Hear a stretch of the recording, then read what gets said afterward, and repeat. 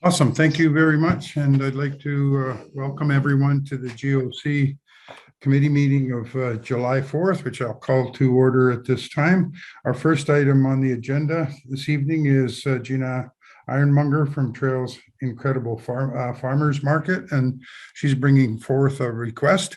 But before I do that, if I could do it on a personal note, and I'm sure on behalf of all of Council, Gina, we'd like to thank you for the hard work and the success that you've had in bringing this market to our community for several years now, and it seems to be growing exponentially each and every year. So on behalf of all of council, I'd like to express our sincere thanks to you and to all those that are participating with you in making this possible in our community. So thank you on behalf of council, Gina.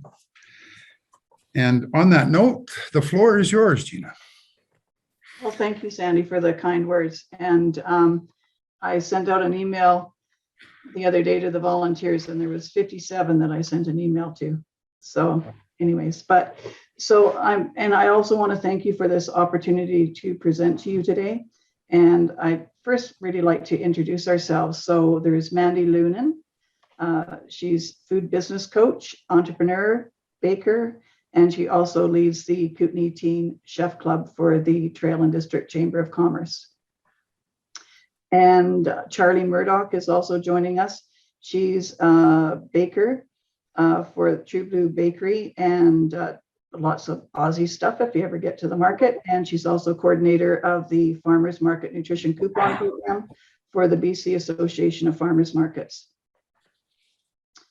And I'm Gina Ironmonger, so chair of the LCCDTS Ag Committee. One of the initiatives, our initiatives is the Trails Incredible Farmers Market. And it really is one of the only low barrier entry points for farmers and bakers and food producers. So it allows vendors to start small, test the market, and grow their business.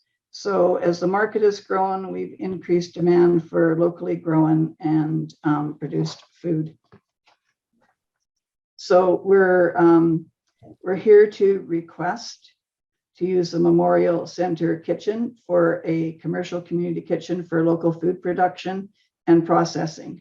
And so with your approval, we will apply for a federal grant, which requires a minimum of a 4-year lease and explicit permission to carry out food processing project for small scale food producers. And the project must be infrastructure specific. Oh, thank you, Mandy. Sorry, Gina. I just wanted to cut in here real quick and just say I'm starting the presentation for you. Okay. So it includes the installation of requested infrastructure. See where I am here. So they must be infrastructure specific, as I mentioned, be community driven, and not yet, Mandy. And improving access to healthy and nutritious and local foods for Canadians at risk for food insecurity. And the project is dependent on grant funding used to upgrade the kitchen and food production infrastructure. So we're asking for permission, for a permission letter from the city to use the kitchen for 2 years during funding period, and an additional 2 years after that funding is finished. And that's a requirement of the grant. The grant is in the amount of $100,000 and would be used in lieu of rent. Next screen. So with inflation issues, etc., we are seeing an increase in food insecurity. And food insecurity is really best described as not having enough food to eat, as well as not having enough healthy food to eat. So, and right now, these are our indicators. You know, the farmers market in partnership with the Trail United Church Food Bank. We run the Farmers Market Nutrition Coupon Program. And last year, it provides food for low-income seniors, expectant moms and families. Last year, we supported over 300 people. And this year, it is growing. The demand has increased. And particularly, we're seeing an increase in the senior population requests. So food banks, in Neighbors United lunch programs, they're all facing these similar demand pressures. And the vendors are having a really difficult time keeping also up with that demand from all the shoppers. So our short-term plan is to add the kitchen as a new food system component, increase local food production, expand the number of vendors, food producers, and reduce waste, and provide increased access to healthy, nutritious local food. And income, it will be created, reinvested back into a project coordinator, because this is something that I don't think should be run by volunteers only. The long-term plan, of course, is outfitting the community kitchen housed in the Memorial Center will increase the capacity and diversity of the local food system, and the requested infrastructure will be producing, preserving healthy food. And this is to be expected, it's expected to be used for baking, preserving, and healthy meal production. The next slide is our declared essential service. So, you know, I think most people are aware that farmers markets are an essential service. And I'm not going to spend a lot of time here, but we all know that, and Sandy mentioned that we've just really have grown. We've grown from 15 vendors to now over 130 since the market started, and that's in 7 years. The market vendors currently serve 1,200 to 3,000 customers at each market, and our special markets are averaging between 4,500 and 5,500 customers. I'm just going to give an example of a baker. You know, they work out of their little kitchen at home.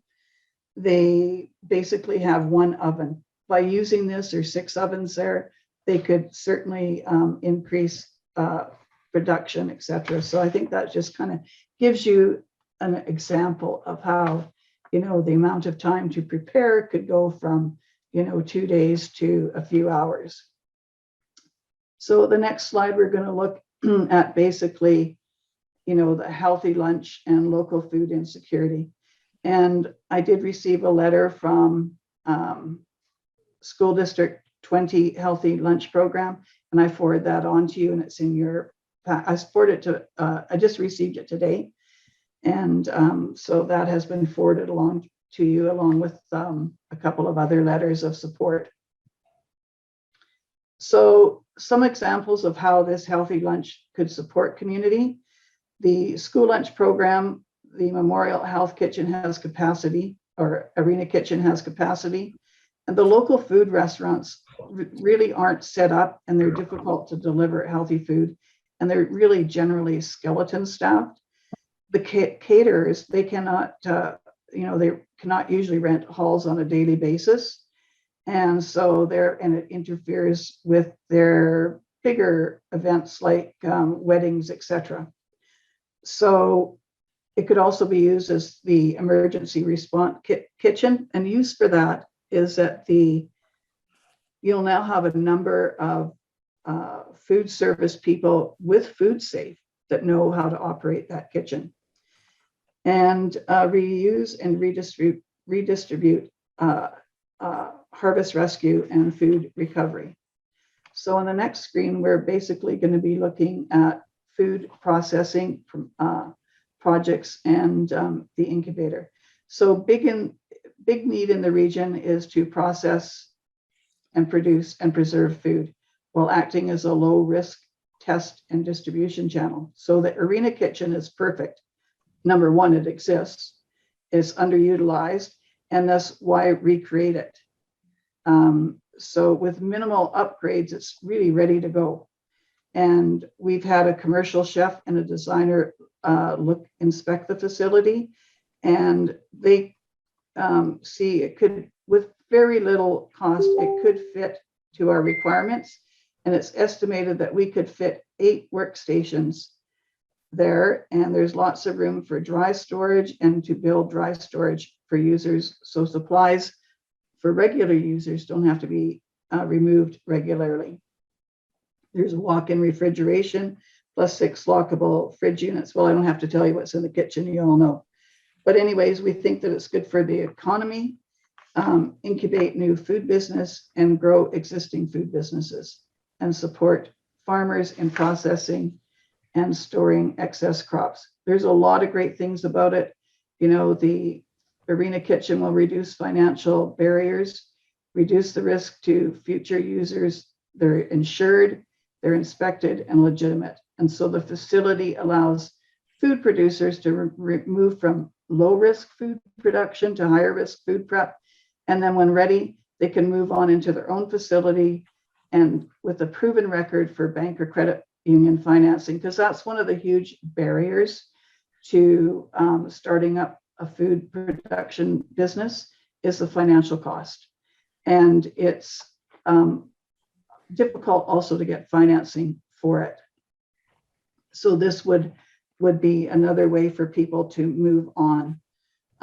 Imagine the opportunity if you can bring to market and test a family recipe, you know, a cultural favorite food to the farmer's market, which is also another low cost barrier.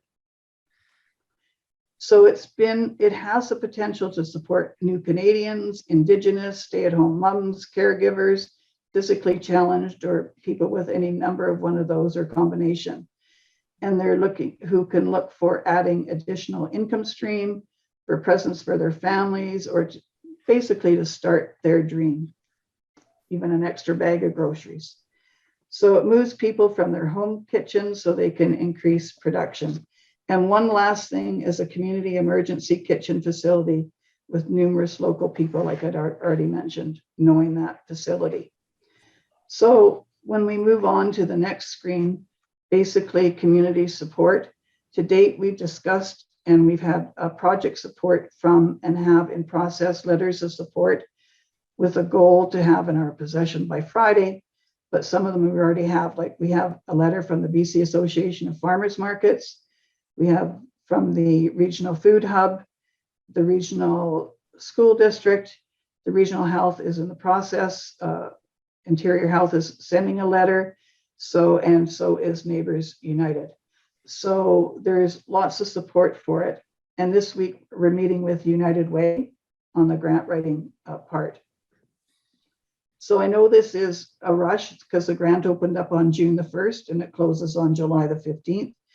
And when we started working on it, we started working on it right away. And so we're requesting in lieu of rent. And the grant is $100,000, $50,000 to be spent in each year. So total of $100,000, and we have to come up with $25,000 in cash or in kind. So we're getting good support for that so far too. So for the grant, what do we need from the City of Trail? What we need is a permission letter for use of that during that 2-year funding period and for an additional 2 years after the funding is finished and ASAP. So that's about it. Just thank you all very much. And if you have any questions, we're here to answer them. Thank you very much, Gina. And I'll open it up to council members now if they have any questions of Gina or other members that are present.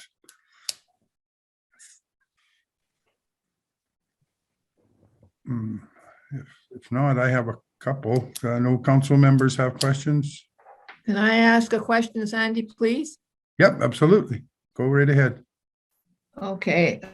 You talked, Gina, excuse me, about the upgrades and the estimated cost. I'm wondering what kind of extra work this would be on our staff.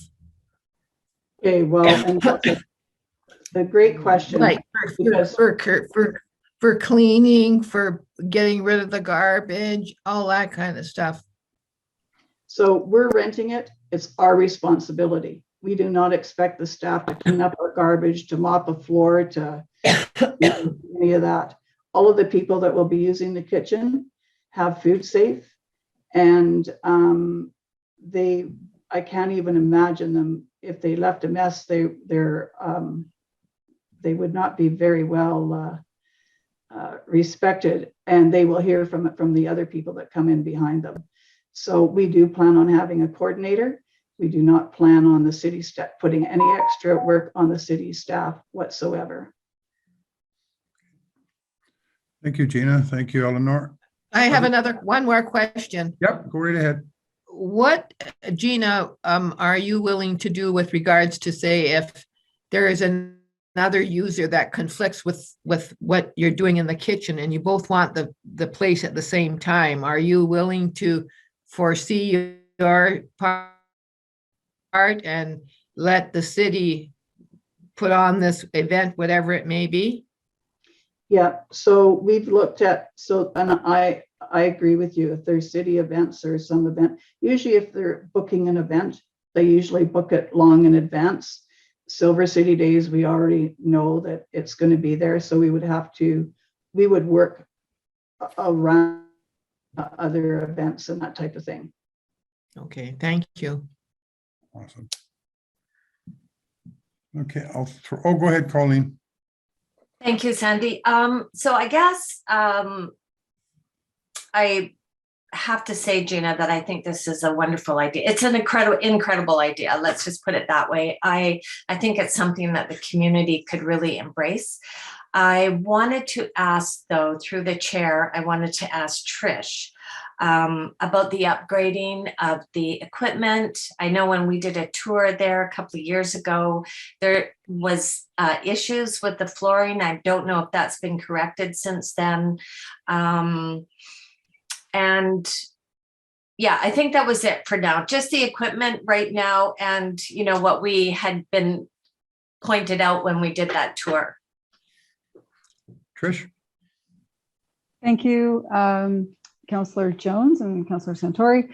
So you're right, the floor has been an ongoing concern and has to date not made the capital priority list for repairs that are very much needed to that space.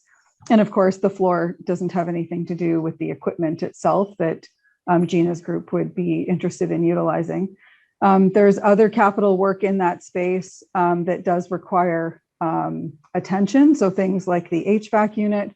I'm sure all of council has certainly heard me talk about HVAC units over the years, and the one serving the library or the kitchen space is certainly at its end of life and would probably require replacement in order for this activity to occur with the degree of use that I would anticipate Gina's group to be looking for. Did I answer your question, Councillor Jones? Yes, well, sort of it does. I'm just wondering, do you think there's the ability to upgrade that and get it ready for this project that Gina is putting forward today? Well, I don't have the details in front of me about the grant award process. So like many grants, I'm assuming that they would make an application and then there's some time that it takes before a grant is approved. Mm-hmm. And what I don't know if there's conditions on the $50,000 per year if $100,000 was awarded as to how quickly you need to spend that or how you defer that. But the piece would be, of course, if you were going to start putting new equipment, certainly anything extra in that space, the floor should be attended to.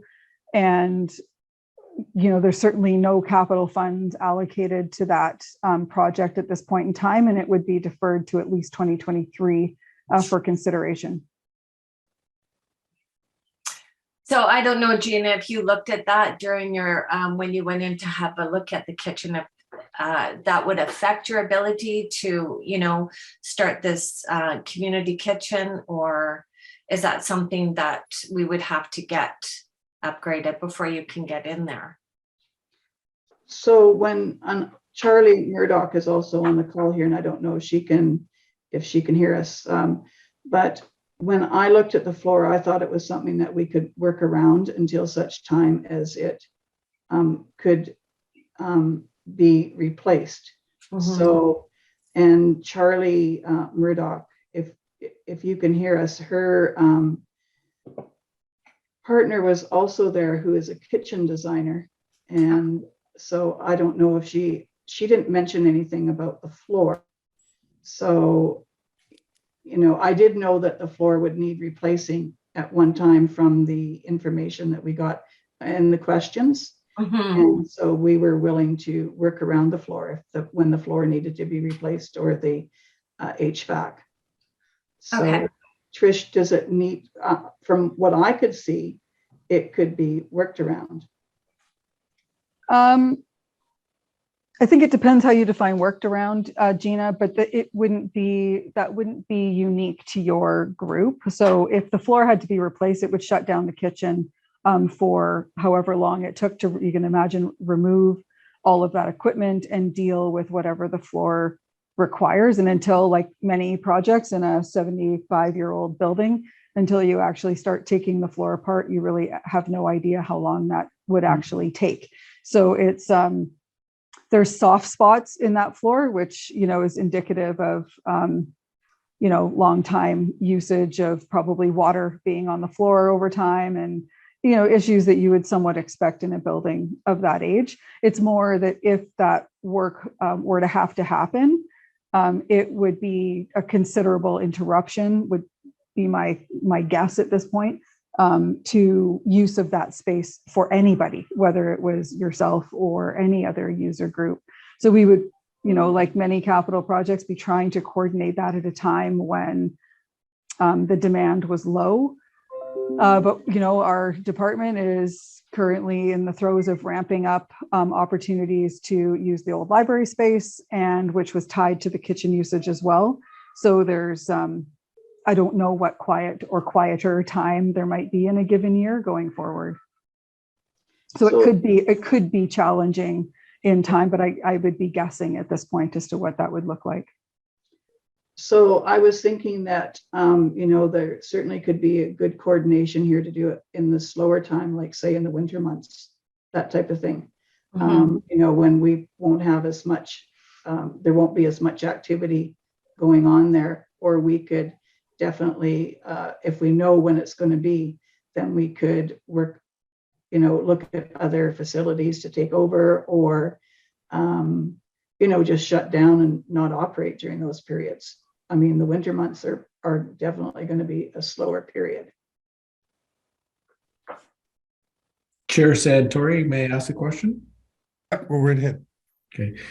Thanks, Gina. A couple of questions that I had is that noticing, like you were saying, you've got a tight deadline here with July 15th. Do you know if there's supposed to be multiple intakes? And again, if we miss this window, will it pop up again here in 3 or 4 months that will allow city staff to get a good understanding? I mean, an HVAC system can have a full range of costs associated with that, and if we're adding, more individuals baking and cooking in there, is that something that, health and safety thing that we need to get on?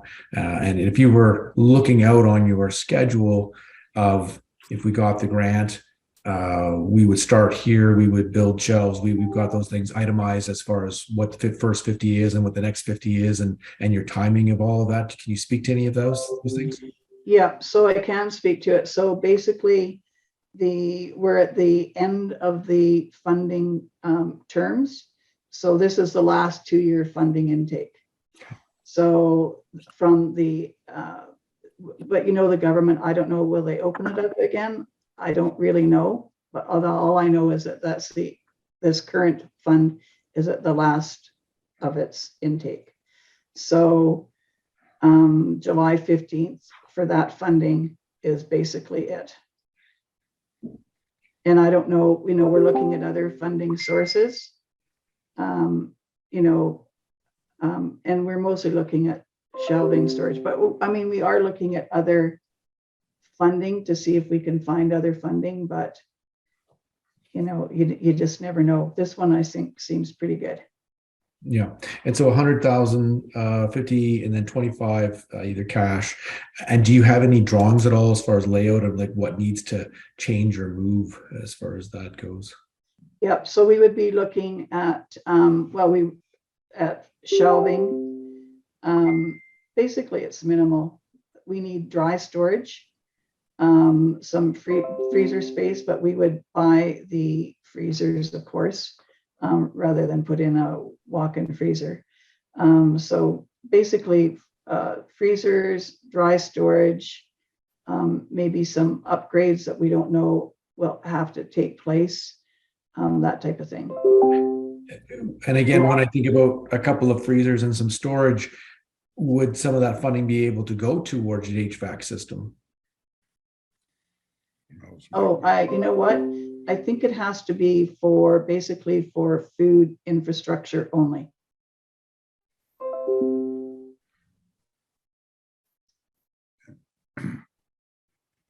Okay, thank you. I'm gonna look here. Lisa? So this is definitely an interesting proposition, and there just seems to be quite a few questions. Gina had advanced more information than what was in the written documentation, which is great. And I know over the years here, we've been talking, it seems every time we go into strategic planning, what are we doing with the space? What are we doing with the Trail Memorial Center? What is our master vision for that space? And we have not been able to really land on that yet. So I'm just wondering if it would be appropriate to make a recommendation to refer this back to staff so they can do some work over the next week, realizing the timeline of July 15th so that we have all the information before us. So if we are going to have a letter of support, then we can have a bit more information altogether, you know, what the impacts are on the city. There might be some unintended consequences, potentially what happens if there's cost overruns. Everything seems to be cost overrunning these days. And, you know, I would just be more comfortable with a little bit more information, but we also realize that the 15th is coming up. We're on a tight timeline here, but because we are meeting by Zoom, I think it's easy enough for us to have reconvene and have a quick meeting if council is agreeable to come to decision on this. Just wanted to, I just did a quick look here, Colin, and yes, so it can't go to HVAC and that type thing, but it can be used for refurbishing equipment. So if there's upgrades or whatever that need to be made to the equipment, it can go towards that. It can go towards, you know, the shelving and the freezer space and that type of thing. But yeah. And Gina, you seem to be quite good at understanding it. Do you know when you look at the equipment there, is there any in particular you look at and say this needs an upgrade or a refurbishment? It definitely needs a real deep clean, and looks like the deep fryer might need either replacing or some parts replaced. We didn't turn anything on. Trish probably knows. Trisha, you probably know about the deep fryer. It didn't look like it was maybe working. You know, to be honest, Gina, we haven't had an event in the building in a way that, you know, you would think of for use of that kitchen since COVID. So I don't even think I could gauge that today. Okay. And so that would be a good thing for us to move forward, is to have all of that equipment tested. And that could be part of the grant too.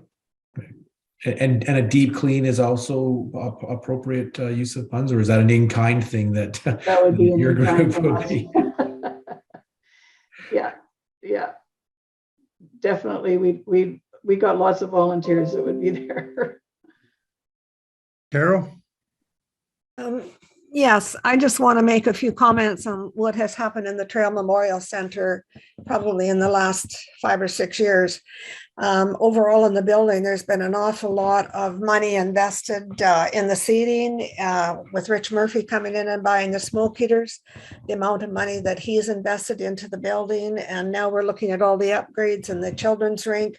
We do have the library space upgraded. And it seems to me that the only two areas that haven't had a lot of attention are the curling rink and this kitchen.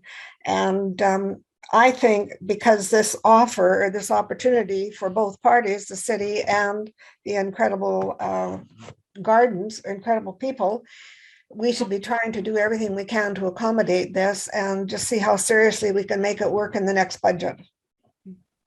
I would hate to say the city lose this opportunity as well as Gina's group. Any other questions? Okay, go ahead, Colleen. You're on mute. Thank you, Sandy. I just wanted to say that I can feel the sense of urgency, Gina. And, you know, when I volunteered at the market this weekend, it was amazing how many people came up for those coupons. and needed them to feed their families. I think this is definitely something that our community needs. I only ask the concerns about the equipment and the flooring because I, don't want you to get in there, get your hopes up, and then have something, quite relevant as that to, stop this from moving forward. I think the kids need it in schools. I think our seniors need it. Everything that you mentioned in your report, I really appreciate it.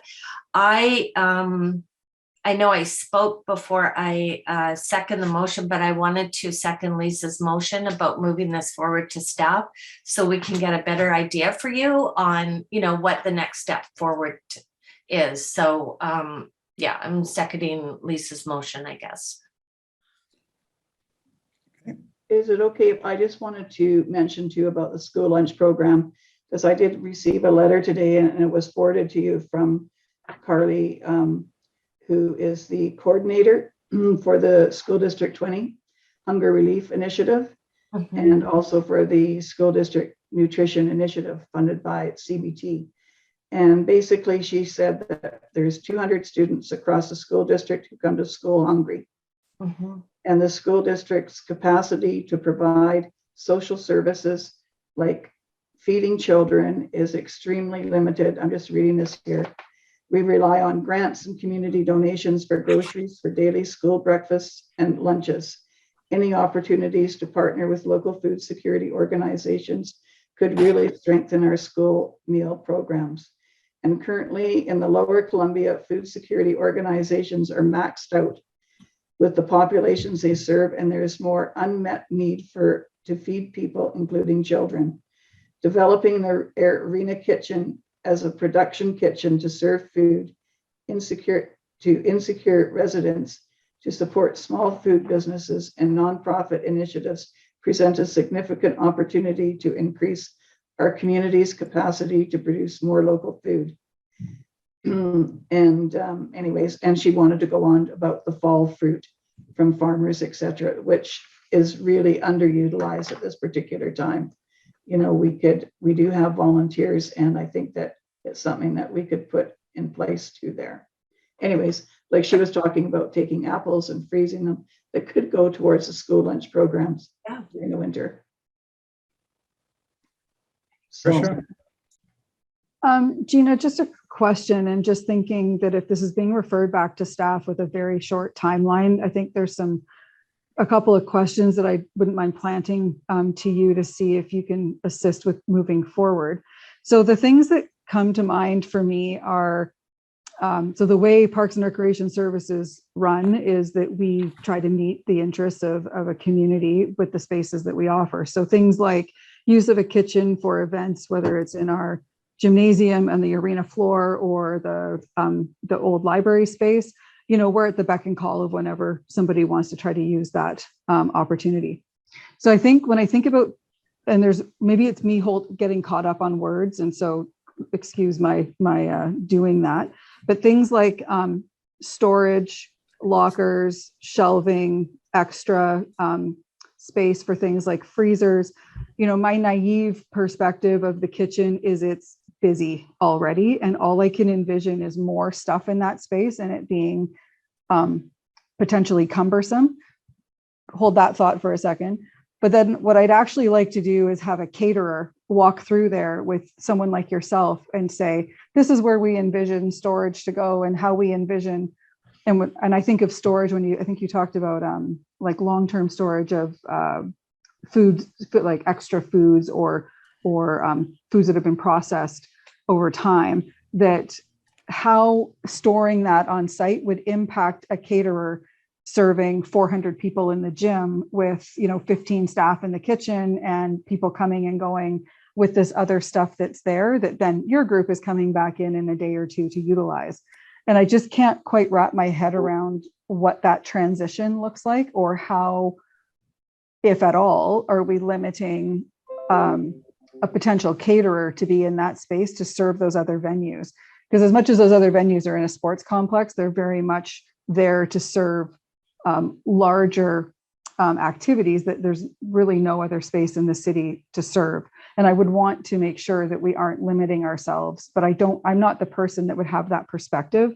I really think someone like that would actually be somebody using the kitchen that we would rent it to would better be able to answer that. Okay, so there's 2 storage areas that are not used right now. The one is, when you come into the kitchen, I think there's a bunch of, what do they call that stuff in there? You use it for garden fencing. Chicken Oh, wire? Yeah, well, it's something, it's like trellis. There's a big Oh. storage area there, a long storage room with some Steel fencing. trellis stored in it.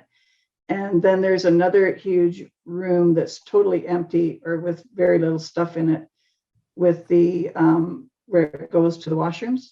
That's another huge area. so you're That's- looking to occupy other spaces outside of the kitchen for things like storage, just so I'm Well, clear. Yeah, so there's that one storage space that's right part of the kitchen.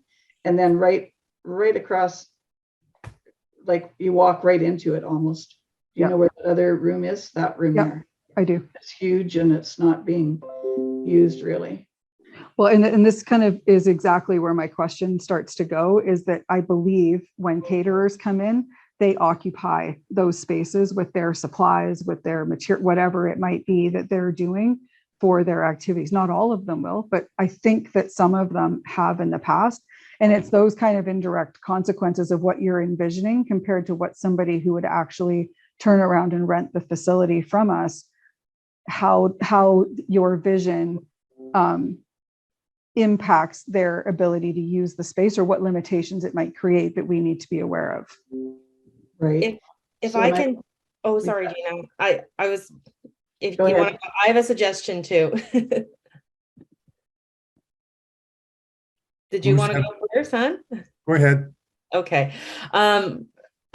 Nice to meet everybody. I'm Mandy. I've worked with some larger incubator spaces across Canada in my career as a culinary advisor to food-based businesses on a smaller scale. And with some of the larger incubators, which is the term we use for shared kitchen spaces, when there are large events like this coming through, depending on the size and the extremity of the business and what exactly they have, we could potentially have, like, if we have food being rescued and stored in a freezer somewhere, but if we have 4 or 5 people in making cookies, for example, we could ask them to remove their dry goods from the facility for a few days. And I have seen that done. A few of my clients have big Tupperware containers. They just log out of the space, take it, have it home for a few days, and then put it back into the space. So that way it's not contaminated. It's still within health regulations, but it's not occupying space. I have seen that done before in shared kitchens when there is a special event coming through. I don't know if that would add too much for the coordinator or not. And there's so much room in there for building, and that would be part of the grant for building like lockers in there for individuals. They're not going to take up that much room. So, and that room is large. So there'd be lots of space in there to build those types of lockers that would keep it separate and not interfere with people coming in to use the facility. It sounds like a definite walkthrough is in order, and then to be able to physically identify the anticipated space that you would need and to accommodate you, and at the same time be have a comfort level that a caterer would have space to carry on their function. So Carol, you had another question or? No, I comment? just wanted to make a comment and hopefully responding to maybe some of Tricia's concerns. For the last 2 years, we haven't had the local 480 Christmas dinner because of COVID. But prior to that, that's been ongoing for a number of years. And the ladies auxiliary of the Legion caters to that, works with the union and does all the cooking and the prepping. The person that is always in charge of that and also in charge of the kitchen at the Legion in terms of making pies and doing banquets has been Marilyn Rackison. And I don't think you could ask for anybody that's had more experience in working in the kitchen at the Legion or even at the Memorial Center. She would be a good resource person to bring in and get her opinion on what she thinks. Any other questions? I just have one, and it's got nothing to do with the facility itself, but, and Mandy, maybe you can answer this. Now that we're looking at getting into actual food production and preserves, et cetera, does each individual vendor purchase their own liability insurance, or does the Incredible Market have a blanket policy? Because now, obviously, it increases the exposure when we're talking canned goods, and we're talking about healthy food and it's food safe. So, is there a requirement there, or does the city extend their liability? Michelle might be able to answer that. How do you deal with minimizing the risk of any liability from any of your vendors' products if something unfortunate was to occur?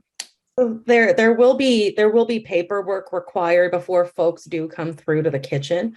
Now, as far as the insurance is concerned, so I know that there's a blanket policy for farmers market vendors, but Gina, you can correct me if I'm wrong here. That's just for folks who are selling at our market. So they're not selling over Ferrero's.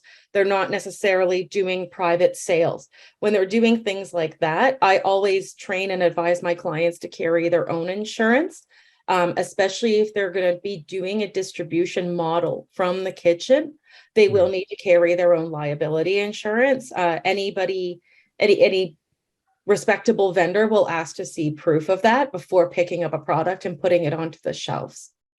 Yeah, well, I think the city, correct me if I'm wrong, it would be public policy. And I'm not trying to put a stick in the spokes here. I want to see this thing happen. But I think it is a requirement of the city that they be named as an additional insurer to protect the public's interest, Michelle? Yes, that would form part of the lease agreement. So whether it be the LCC DTS agricultural committee that we're entering into that lease agreement, if we do, they would have requirements to provide that insurance coverage. Awesome. Yeah, and it's something typically that we do with any events that we have. So the like at the mall, we have insurance. Like our insurance actually covers that, but we also ask our vendors to have insurance, and they provide it to us. Awesome. Thank you, Gina. So seeing that there are no other questions, I guess we'll leave it at this point that staff will be providing more information, and there will be more dialogue with yourself, Gina, and probably Mandy. And I hope that the directive here from council is let's see what we can do to make this happen. I think I can speak on behalf of all of council that it's a laudable effort that you're putting in and something quite unique and needed. And hopefully we can come up with all the solutions that need to come up with some of the hiccups that may be in our way. So we want to wish you luck, and we will have an answer for you so that you can submit your application prior to your deadline. Oh, that's great. Well, thank you so much. I think Michelle has a question. Yeah. Chair Santori, we will use Mayor Pazin's suggestion for the matter to be referred to staff for reporting. That was we'll formulate that as a motion. It was seconded by Councilor Jones. So if we could have some voting on that before you excuse our guests, that'd be great. Okay. On that note, all those in favor of deferral to staff for more information, moved by Lisa Pazin, seconded by Councilor Jones. If there's no discussion on the motion itself, all those in favor of the motion, opposed, the motion is carried. And thank you to Mandy and Gina for your presentation, and let's hope for a successful outcome at the end of the day. Thank you, everyone. Take care. Thank you. Thank you. Gina, Andy. Bye. Okay, moving right along, we'll go to item 2.1, which is the 2021 annual water report. And we welcome Craig. I believe he was here a minute ago. Yeah. There you are. I'm Hi, here. Craig. Hello. Okay. Craig, the floor is yours, or did Colin, did you have introductory remarks you wanted to make, or are you going to let Craig take it from here? Yeah, thanks, Chair Santori. I will pass it over to Craig.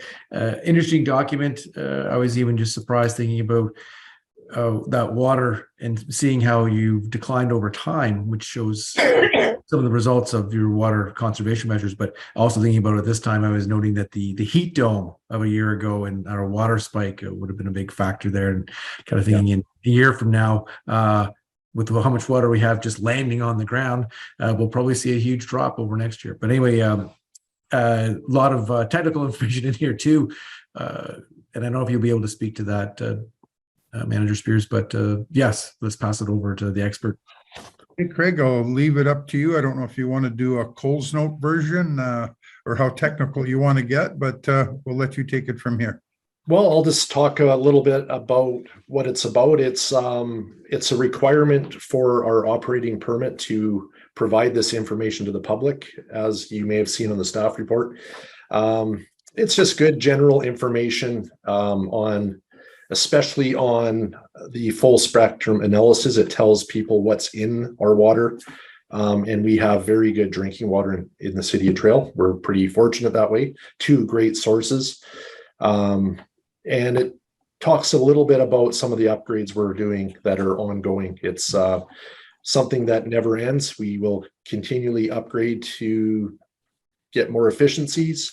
And that was a good observation about the heat spike. It definitely increased our water consumption.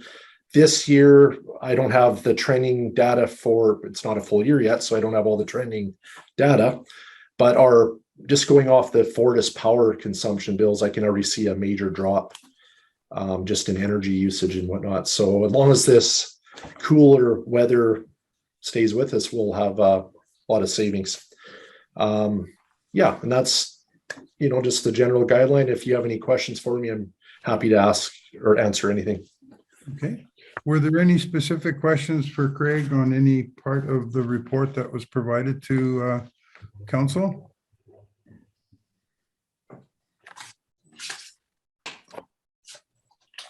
I will just comment that the hydrology of the water system in Trail was quite impressive. I was able to go for a kind of a field trip with Director Chris McIsaac, and to see all the different areas you have where you've got your reservoirs, your pumping station, and just even, I guess, visually, when you're looking across from Tadnak area to the Sunningdale major water reservoir, that water would have enough head or pressure to it to come down out to the water and up the other side and up into Tadnak. And I know that other places it has to get pumped up into the gulch and whatnot. And anyway, it was just quite impressive to see what was happening. But I think even more so was my little knowledge that you actually have an aquifer at the Beaver Creek, and how much water and how deep that well is, and how it seems to be separated from the river itself, and how prolific it is for providing water, and the ability for future growth to be sustained even with that Beaver Creek,